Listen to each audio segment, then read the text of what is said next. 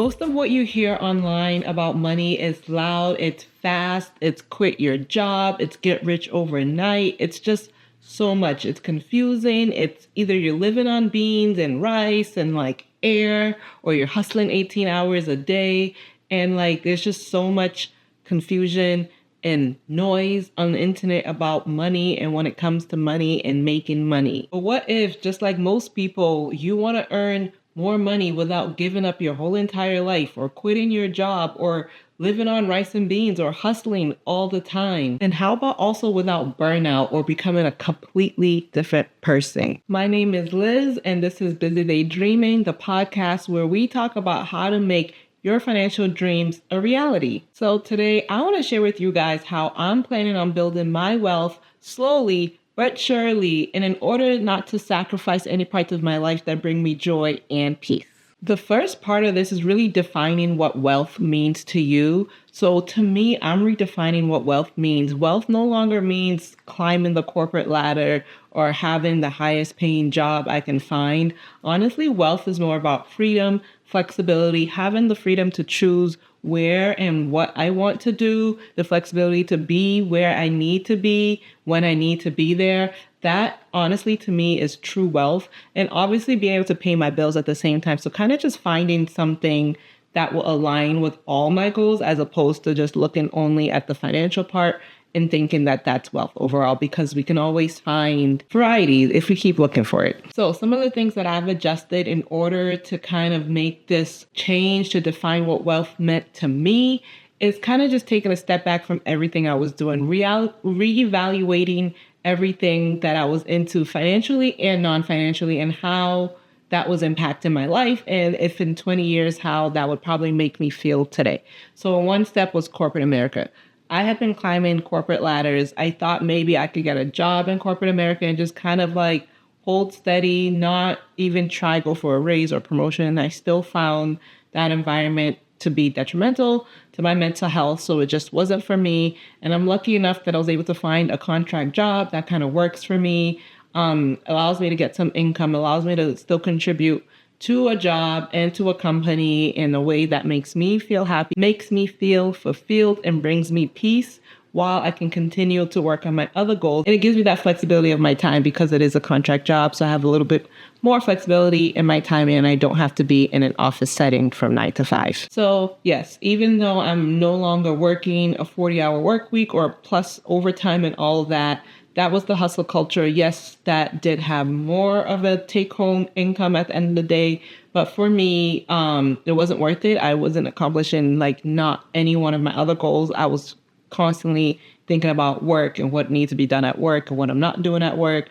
So in general, for me, that was just one step that has really helped me clear my mind so I can actually focus on other stuff that I want to have in place for my life for the next 20 years and beyond, just so that I know that I have the peace of mind and the joy, and I can really say I've actually enjoyed life as opposed to just worked through life. The next step of this is I actually really did have to take a good look at my financial budget and how I was currently spending money with the income that I had.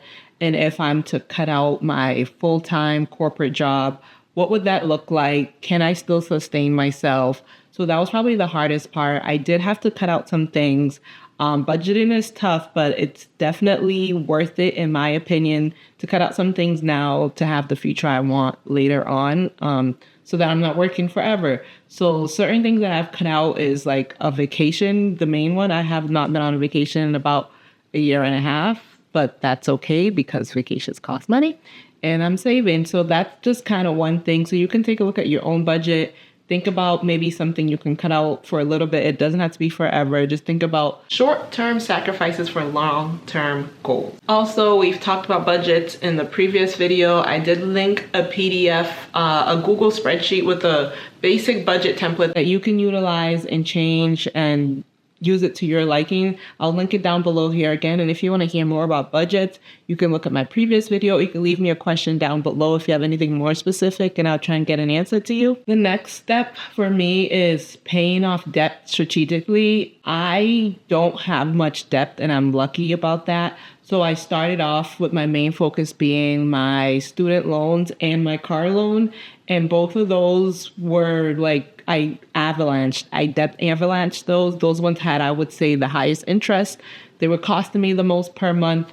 So I focused all my attention, starting around 2020, I would say, really on pretty much just like putting all my extra money into my debt as opposed to just paying the minimum. Sometimes I was paying twice or three times in order to pay off my car. I paid off my car. It was a 5-year note and I ended up paying off in 3 years. So that was good. So that's also like another bill I don't have to worry about every month. And I saved a lot on interest by paying it off 2 years earlier. That's another tip. If you can, like, put any extra money towards your car note, especially if there's no penalties for paying early, which I don't recommend you get a loan that has penalties for paying early. So you could pay that off and kind of just like save on interest, which is what I did. So just strategically working on any debt that you have and making sure you're paying them down so that the more debt you pay off, the less bills you have each month. Because if you think about it, that's interest that's being added every month for bills you're going to pay.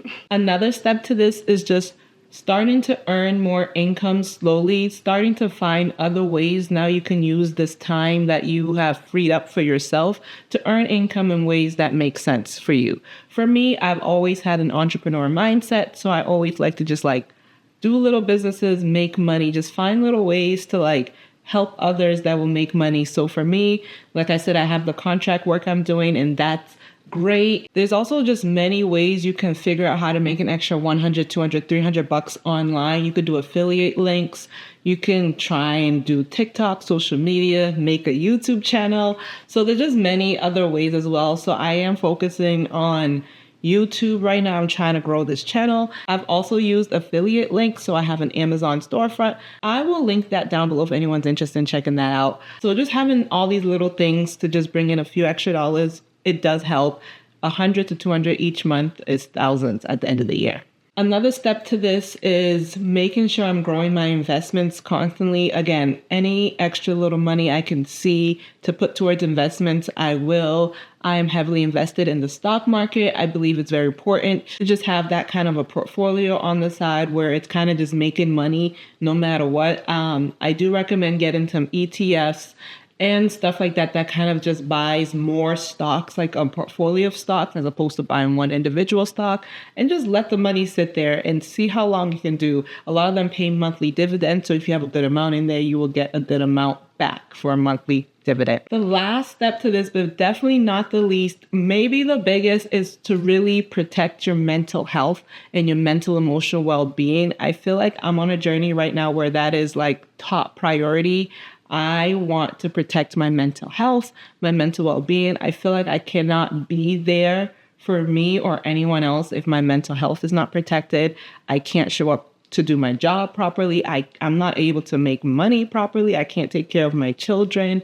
All that stuff kind of depends on my mental health. So in this era, in this stage of life, I don't want to do things that do not benefit my mental health, because honestly, real wealth isn't about having burnout. It's not about how much money you really have in the bank at the end of the day. Real wealth at the end of the day, when your life is over, it's said and done, is just about the life that you actually lived. Did you enjoy? Did you have friends? Did you have people who loved you? Do you love people? Like, did you give back to your community? That is real wealth to me. And I want to be able to invest my time and energy in those things that bring me peace, joy, love, and happiness. And that to me is real wealth, and how I'm changing my definition of wealth and how I plan on also growing wealth in my life throughout the next 10, 20, 30 years. So hopefully by the time I reach retirement age, I can feel happy and satisfied with everything I have financially, and to know that I live the life that